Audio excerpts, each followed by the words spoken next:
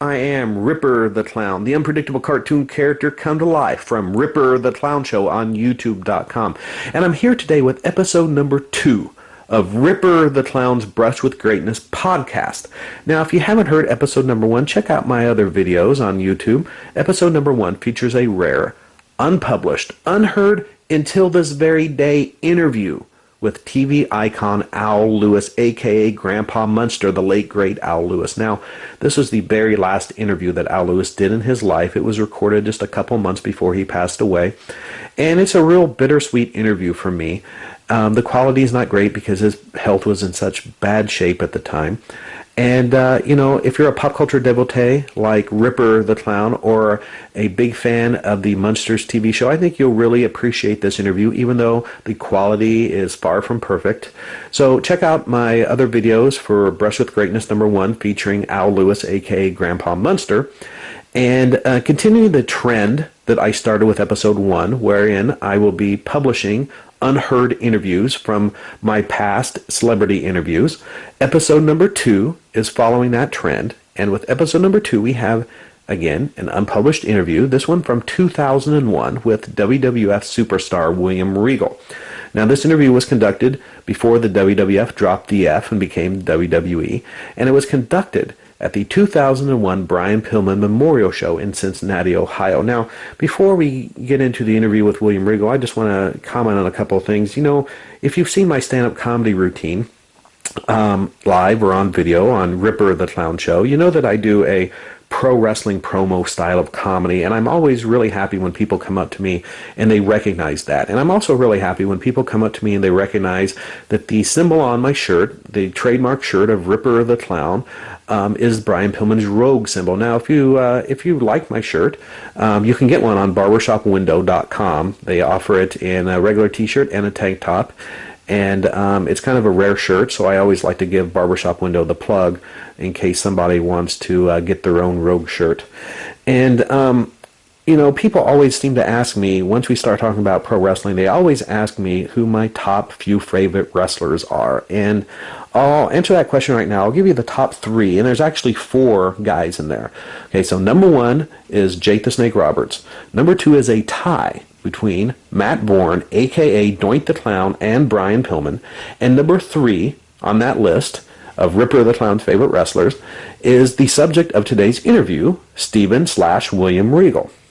Now, I'm really blessed in my life where I've been able to meet and become friends with so many individuals that I loved and admired as a kid. And it's a big, honor for me to say that 2 of the 3 pro wrestlers in the top 1 and 2 spot for my favorites of all time, I've got to know Jake the Snake Roberts and Matt Bourne, both friends of mine. The late great Matt Bourne passed away in the summer of 2013. I believe it was June, that really devastated me when Matt Bourne passed away, and I ended up dedicating my last book, The Life and Mimes and Zombie Apocalypse of Ripper the Clown, the Autobiography of an Unconventional Zombie. I dedicated that book to Matt Bourne and my friend R.J. Carlstrom, who passed away in May of 2014. And I discuss in the opening chapter of The Life and Mimes, I discuss how my friendships with Jake Roberts and Matt Bourne have helped forge this character, and how just knowing them was it was a informal schooling on how to be a character and the psychology involved. And I took what they were telling me about wrestling and just applied it to another genre, the comedy genre. And so yes, there's a lot of pro wrestling in my blood and a lot of pro wrestling in what I do, and it's really fun for me when people recognize that. And when I first started doing the comedy, it was just kind of like my fiction books. I started morphing truth and fiction into a gray area, and I noticed right off the bat that not only audience members but fellow comedians were coming up to me and asking me, "Hey, what's true and what's not about your act?" And former WWE wrestler friend of mine came to one of my early shows, and afterward he pulled me aside. He's like, "Bro, how much of that was real and how much of it was fake?" And it was just like compliments like that. They just do something to me. It makes me feel really rewarding. It makes me feel like I'm doing something right. Where not only does the audience not know what's real and what's not, but fellow comedians don't know either. And notwithstanding the fact that I'm up there in this ridiculous clown getup, and people are actually suspending their disbelief to the point where they don't know what's real and what's not, it's just really amazing. And so when I first started performing in 2012, my plan was just to wear a different pop culture shirt every time I was on stage. But as I quickly realized, my comedy was kind of taking on a Brian Pillman type of mode there, type of delivery, and with the morphing and the blending of truth and fiction, it does have that kind of same feeling to it. So I found online the Barbershop Window website with the Rogue shirt, and I started wearing the Rogue shirt, and it's very rarely that you will see Ripper the Clown not in that Rogue shirt. And wearing it, I think, is just an apropos tribute to Brian Pillman. And not only that, but the Brush with Greatness podcast. The name comes from the esoteric and short-lived Hollywood Blondes catchphrase, "Brush with Greatness," that Pillman used to use at the end of every interview they did. So this interview with William Regal, it's just doesn't just involve William Regal, but since it took place at the Pillman Show, and since my act has a lot of Brian Pillman elements in it, they're all kind of intermixed here. Now, as I said, the interview with William Regal took place in 2001 at the Brian Pillman Memorial Show, but this interview has roots kind of 1 year earlier at the Pillman 2000 show. And in preparation for this episode, I started jotting down some notes and memories about the Pillman Memorial Show experience. Then I realized that I had written an article about the show back in the day. So I did some digging in the basement, and I unearthed a variation of the Pillman 2000 article that was twisted into a piece about the impending 2001 Memorial Show, wherein I had a press pass, and I was going to be attending the show not just as a fan, but as a journalist and as a reporter.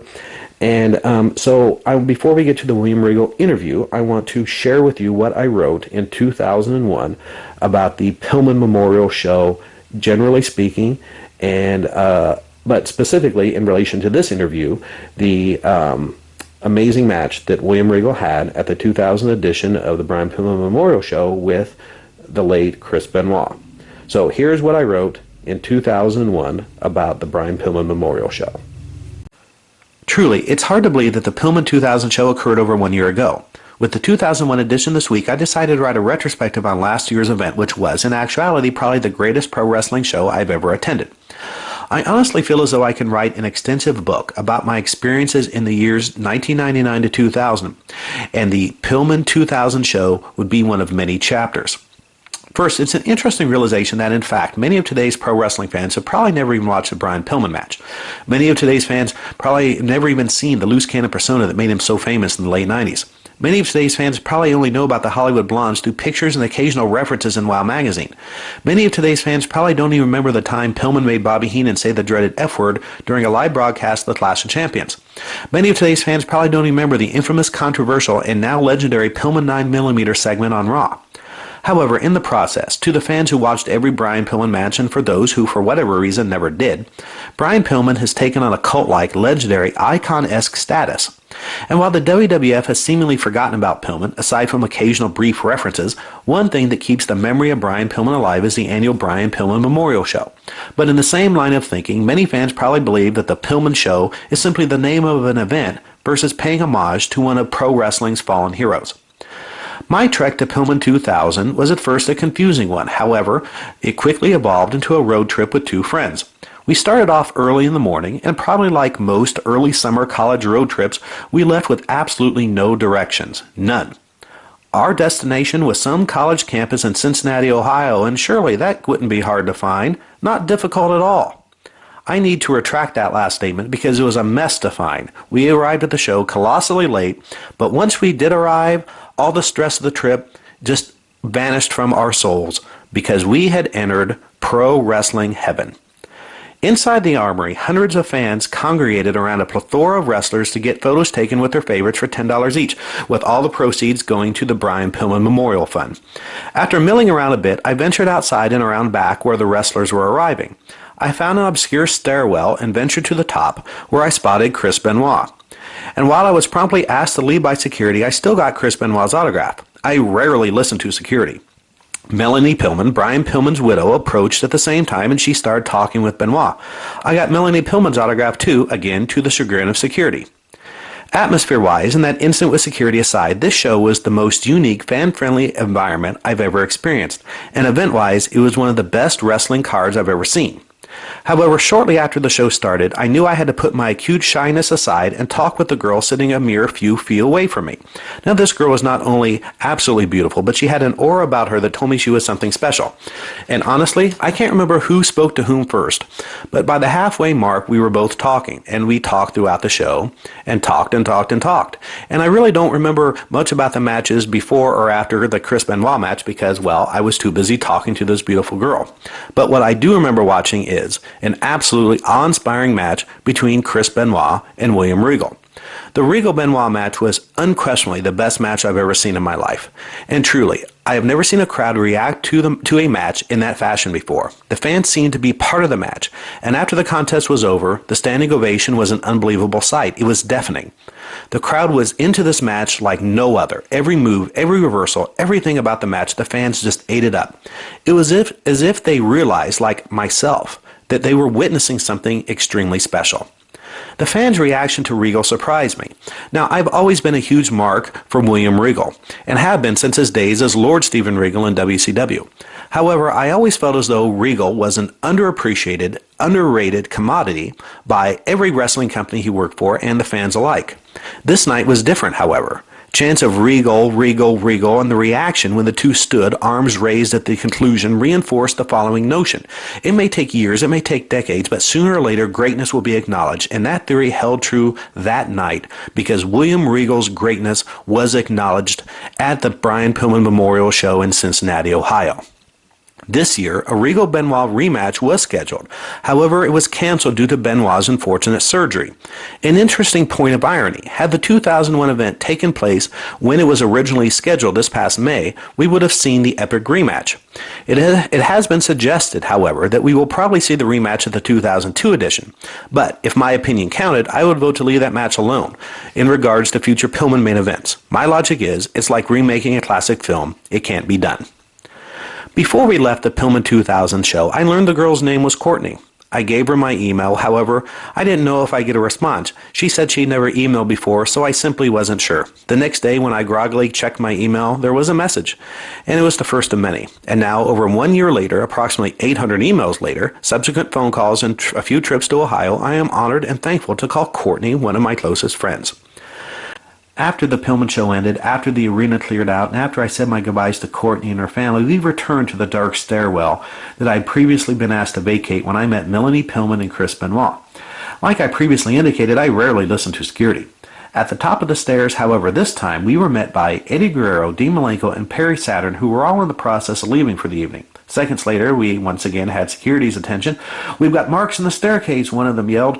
So once again, we vacated the staircase, but in this instance, we vacated the staircase with the Radicals. Yes, we walked down the staircase with Guerrero, Malenko, and Saturn, and I overheard Saturn griping and complaining to Eddie Guerrero about having to walk down so many stairs.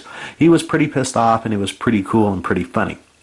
But the thing is, there were no other fans hanging out outside the arena that night, so we decided to spend some time in the parking lot and see who else we could meet. Suddenly, a figure appeared by a van. "Is that William Regal?" one of us asked, and indeed it was. And it was truly an amazing sight. Regal, the absolute star of the night, leaving with no fanfare, no entourage, no security, nothing, simply by himself. It was remarkable. I had Regal autograph my Pillman 2000 program, and considering his performance less than an hour previous, I have rarely met anyone so humble and appreciative regarding the words I spoke about not just their performance that night, but their career in general. You know, we met many other Pillman 2000 participants that night, and I've met a plethora of wrestlers since. However, when it comes to fan encounters, for me, meeting William Regal on that special night of his career stands out to me as a highlight of my time as a pro wrestling fan. Before we left that night, we also saw Brian Pillman's widow, Melanie, leave with her family. They placed a giant novelty check, which had been presented to her by pro wrestling promoter and Brian Pillman Memorial Show promoter, Les Thatcher, earlier in the evening. And they took the giant check and they put it on top of the car and they drove off. However, as she pulled out of the lot, the check fell off the top of the car, made this giant clanging noise when it hit the concrete. But she just kept going. It's like she didn't even know that it had fallen off. We started to walk over there to grab the check and to bring it into the arena so that to give it to the appropriate people so that Melanie can have her check back when this guy pulled off the side of the road, got out of his car, grabbed the check, threw it in the back seat, and proceeded to pull up to the arena and walk inside. To this day, I still wonder if Melanie ever got that novelty check back. I believe it was around midnight by the time we finally left for home. And it was an uneventful trip back, aside from the fact that we got lost in Indianapolis and we couldn't find an open gas station, and the gas tank was hovering above empty for what seemed to be hours. It was a momentary nightmare. But looking back on it now, even getting lost and running out of gas was a damn good time. This year, I'll attend the Pillman Memorial Show once again. We will attend the Pillman Show again, because all of my friends and Courtney will be there together. And even though I have backstage credentials this year, I will still be a mark. I won't be a mark in the staircase, but I'll be a mark nonetheless.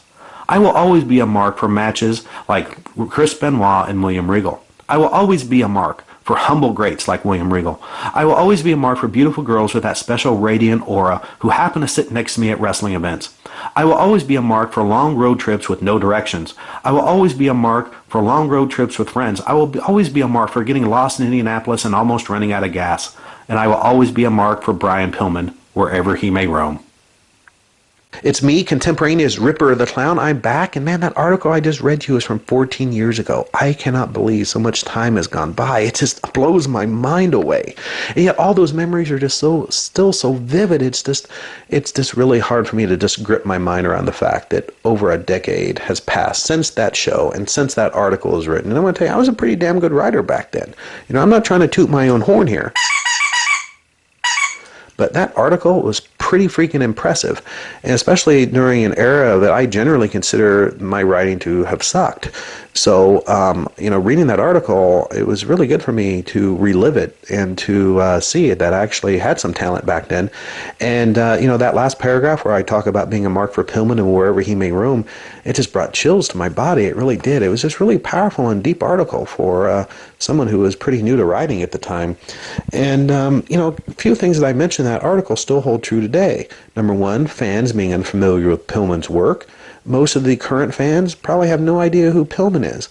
And that's why it makes me feel good to wear the Pillman shirt whenever I do comedy or whenever I shoot a comedy video. It's like when I reference pop culture stuff in my books and make allusions to TV shows and movies and music and whatnot. I hear from a lot of readers who comment that they love that show too, or they love that comedian too, or that song. I've heard from people who have said that, they've actually gone out and looked up some of the people that I mentioned, and have started watching their, enjoying their work, per the recommendation in my book. And, it's the same thing with Pillman. It makes me feel good to know that people who enjoy my work go out and check out the allusions that I reference. And it makes me feel good when people come up to me and tell me that they appreciate the fact that I'm wearing a Pillman shirt, and we have a talk about, some angle or some match or whatever the case may be. It makes me feel good to know that wearing that shirt has brought back a good memory of Brian Pillman for, various people. And, that's part of what I love about what I do, is that I can introduce my audience, be it readers or a visual audience, to my YouTube channel or my stand-up comedy. I can introduce people to the elements of pop culture that I love, and that makes me feel really good. And, another aspect of that article that holds true is the WWE. I mean, they barely acknowledged Pillman, even today. I don't think they've mentioned him on air in 10 or 15 years. And, granted, they put out a couple trading card sets with Brian Pillman cards. They put out a few action figures, but they haven't, they don't do anything with his memory. And it's really disheartening to me that he hasn't been inducted into the Hall of Fame yet. And, I can think of at least a dozen guys who shouldn't be in the Hall of Fame. And, yet again, you've got Pillman who is yet to be inducted and yet to be honored. And that's just really frustrating. And from what I've read online and from what I've been told, there are probably some political aspects going on. So maybe one day, we will see Pillman inducted, but quite frankly, I don't think we'll probably see it anytime soon. Here are a couple quick addendums to that article that I just read to you about the Pillman show. Number one, I mentioned the possibility of a Benoit Regal rematch at the 2001 2002 Pillman Show, and when in fact the 2001 Pillman Show was the very last one that they did. They started doing the shows right after Pillman died, and they were interpromotional from ECW, WCW, and WWF. And I think the 2001 was pretty much at that point everyone was under the WWF banner, and that ended up being the very last show. And I know a few years ago or so there was some offshoot that took place, but otherwise the 2001 edition was the very last Pillman Memorial Show promoted by Les Thatcher. And when I mentioned Melanie Pillman losing that giant check a few years ago, actually about 2 summers ago, I had a very nice conversation with Les Thatcher. I hadn't talked to him in years. And man, Les Thatcher, he's just a very kind, sweet guy, very humble, man who absolutely loves this pro wrestling business, and just a hell of a guy. And I really enjoyed talking to him that day. And I asked him about the check, and he told me he remembered that, and that the guy who actually found the check and put it in his car was affiliated with the show, and that Melanie did get that giant novelty check back. So I found out the answer to the question that I asked in that and that I posed in that article about wondering if Melanie ever got that check back. I had it answered thanks to Les Thatcher. And meeting William Regal that night, man, he was just a humble and gracious guy, and he had just had a 5-star match, not only a 5-star match, but the greatest comeback match in history, and he was just amazingly humble. And I always remember seeing him in that parking lot, standing there alone, and it felt good talking to him, and his reaction to my words, it really touched me, and I'm glad. It makes me feel good as a fan to know that he appreciated what I said to him that night. And in ranking the best matches of all time, I would say Los Gringos Locos, Art Barr and Eddie Guerrero versus El Santo and Octagon at the When Worlds Collide pay-per-view, the hair versus mask match, would be number one, and a damn close second would be the entire series of Regal versus Benoit from when they were in early WCW through the WWE. And hey, if you ever watched the El Santo and Octagon versus Los Gringos Locos match, there's a hilarious part when Chris Cruz is doing commentary, and he tells fans to check out the Clash of Champions, WCW Clash of Champions, which is upcoming, and he's like the main event is like Sting and Dave Sullivan and Hogan versus Butcher, Avalanche, and Kevin Sullivan, and it's just so out of place considering that, like, the combined talent of all those guys in the Clash of Champions match, the Clash of Champions main event, could not equal the talent of either Eddie Guerrero or Art Barr. And I just always thought that was just absolutely so ridiculous to say during that spectacular 5-star match to promote any Clash of Champions main event, let alone that one.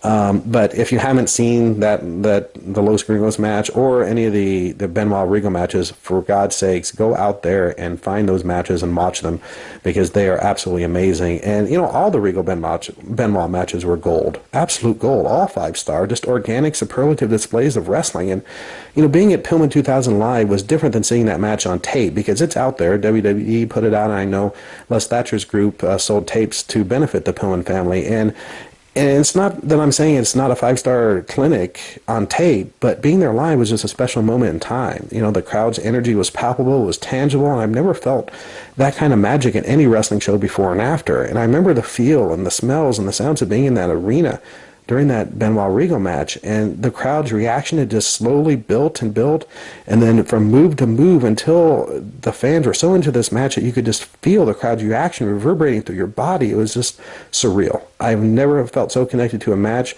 or a crowd before or after. It was just an exhilarating rush, and everyone in that arena knew that we had seen something awe-inspiring and special. It was just a one-of-a-kind magical orchestra of violence, physicality, and classic wrestling demonstration on how it should be done.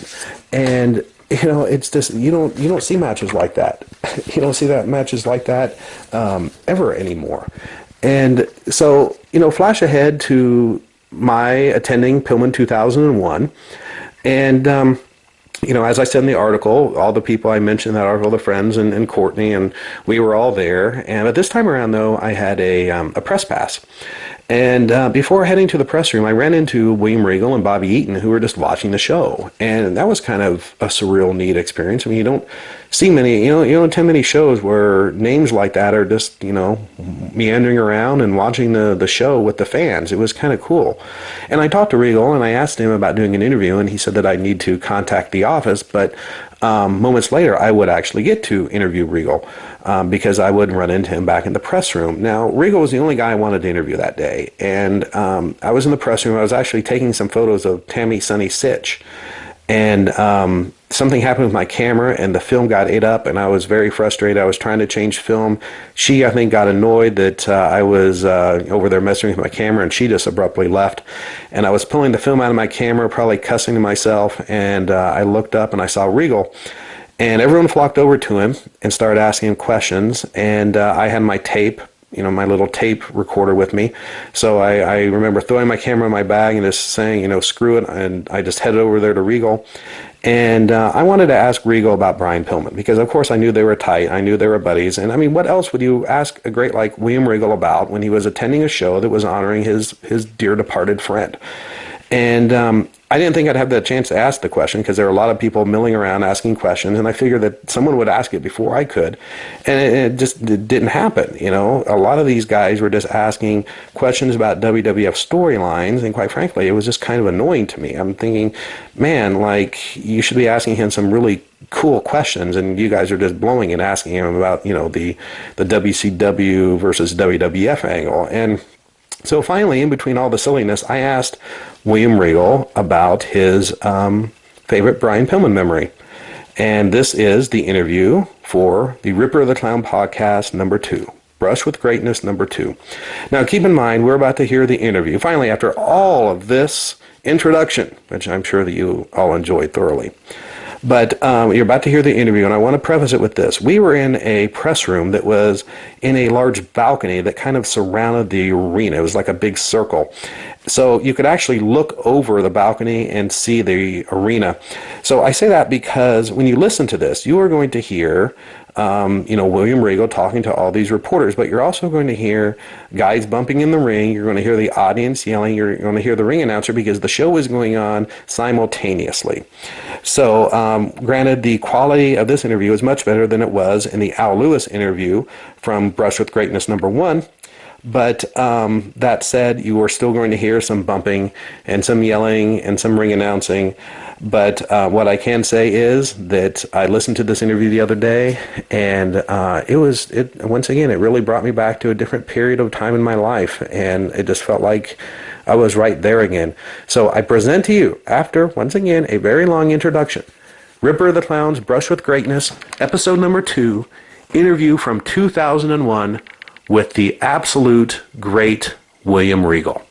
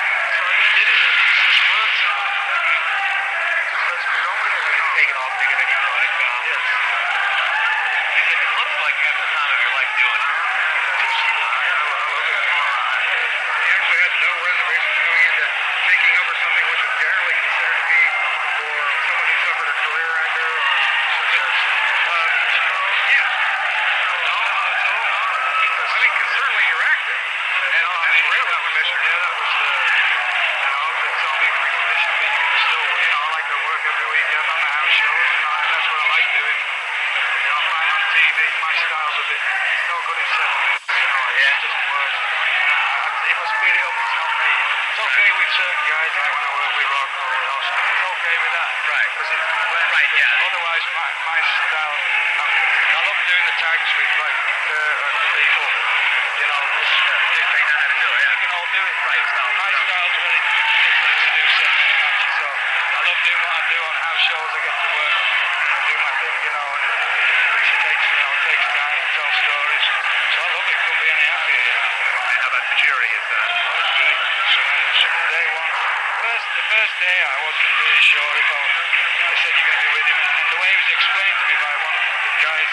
the writers.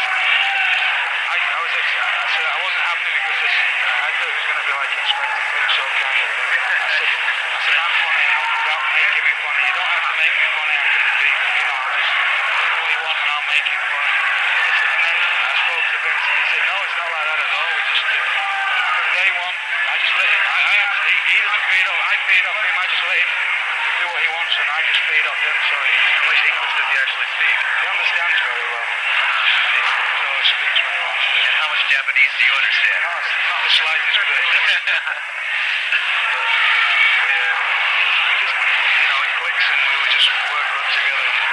What are your thoughts on the current direction of the company?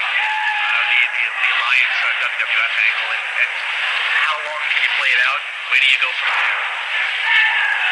How long you can play it out? As long as it's successful. At first it wasn't working well, now it's working well. Where are you going to go from there? Is there a place to go from there? Or? There's always a place to go. You can always move things. Well, Malenko told me earlier that this is like the last big angle that anyone had ever wanted to see was the WWF WCW. It's always going to be calling me a liar. No, it's just, there's always a new angle. There's always something. You never know, there might be another war next week. We can have a Board of Directors or something. Right. You just never know. You never know what's going to happen in this business. So we just change with the world and see where it goes. So. You see wrestling turning a corner, going back to the classic style matches, which you're so apt to do. You think in any way that we can shore them up to 10, 15-minute matches instead of the 3 to 5 that we've been treated through the progressive angle? The majority of people that watch wrestling nowadays weren't watching it a few years ago. They don't understand the kind of wrestling that the people that are here today and yourselves understand. It's a different style. So they get bored with that kind of stuff because they're not used to it. So you've got to remember that's the audience now, whether, good or bad. So we have to work, try and keep it fine. And with pay-per-views, people get longer time. People, fans come to the matches, they get longer matches, so they get to see their TV. It's just fast-paced. Attention span is real short. Yes. Well, because the angle of that Raw match definitely proved the fact that they could stretch the match longer and make it a classic style battle. But it has to be the right guys who know how to do it and the right angle to do it with, otherwise it's not going to work. Oh, I certainly agree. Any thoughts about joining up with your Blue Bloods companion for this evening? Yeah, it's nice to see him. That would have been. I said that I wouldn't wrestle when Chris got hurt. Not being a big shot, it's just out of respect to Chris Benoit. I didn't feel it was right. We were built together, and I wouldn't like to put anybody in his place. And it wouldn't be fair on whoever else. Saying somebody trying to fill his shoes, but I would have liked to attack with Bobby one more time. That would have been maybe fun. just a chair shot or a run in to help out tonight. No. Tonight we're here to celebrate Brian Pillman. Yes. What's your favorite Brian Pillman memory? My favorite Brian Pillman memory was being in the Viper Room in Los Angeles with Brian Pillman. And we both stood there and we saw a little old guy dancing in the corner with a white suit on and a wig. And I was looking, I said, that's Tony Curtis. And he went, no, it's not. I said, yeah, it is. And he walked up and slapped him on the back of the head as hard as you could. He just smacked him as hard as you could possibly hit somebody on the back of the head. I went, hey, Tony, this is Frank. And I was like, and he sort of got up. And just in his wig like that, went, hey, Brian, how you doing? And we walked out of the place. So, that's my favorite Brian Pillman story. There's also the chocolate midget story, but that'll take too long to tell you. Maybe some other time.